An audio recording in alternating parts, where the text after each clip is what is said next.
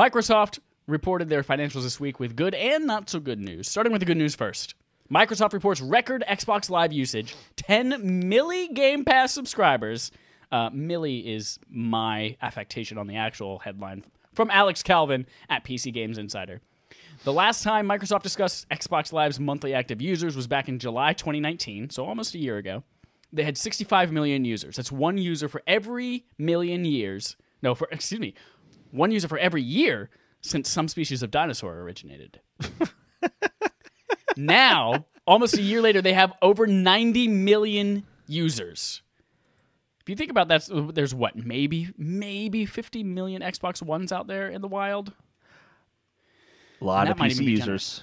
Yeah, a lot of PC users with the new PC Game Pass. I've heard that's really popular. I'm checking the date, by the way. I think 2019. That sounds recent. Users. Yeah, I think it's 2018. I think I might have mistyped that. I'm checking it right now, but keep going. Sorry. I just wanted to even having 10 million Game Pass subscribers is a feat. It is a feat. That's exciting. Absolutely. And of course, that is across PC and Xbox. I tried to find numbers on how many PS Now users there are, and I couldn't find a hard number on how many PS Now users there are. Only that in 2017 they had 700,000. I'm sure it has grown since then. But yeah, I think the only numbers we've gotten in relation to like comparing these two services is all like how much profit they made. Like I think it was PlayStation Now has made double the profit of Game Pass or something like that, or triple the revenue or something like that. But they've been out for way longer, and they were also charging $20 a month as opposed to Game Pass always being $10 a month. Yeah, and I feel the like price in half now. I feel like if PS Now had jumped from 700,000 to close to 10 million, they would have been talking about that. So this is a huge win for Microsoft, really getting those services in, which we've talked about before. I don't know if we've talked about before, how hardware sales is no longer really the determining factor of how successful you are, and I think there's some truth to that, but also hardware is still really important.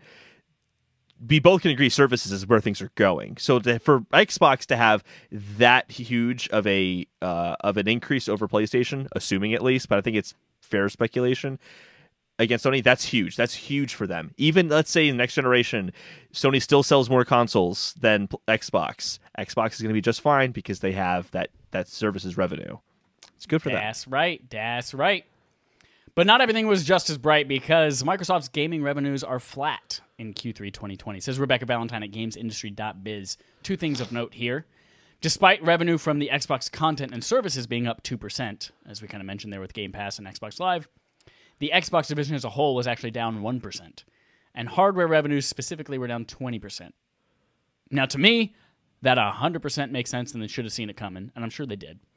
But hardware revenues dipping 6 months before they launch a new console makes complete sense to me, that people aren't going to go out and buy something that they know a newer, better version is right around the corner. And traditionally, we see that happen anyway right before a console launch as well.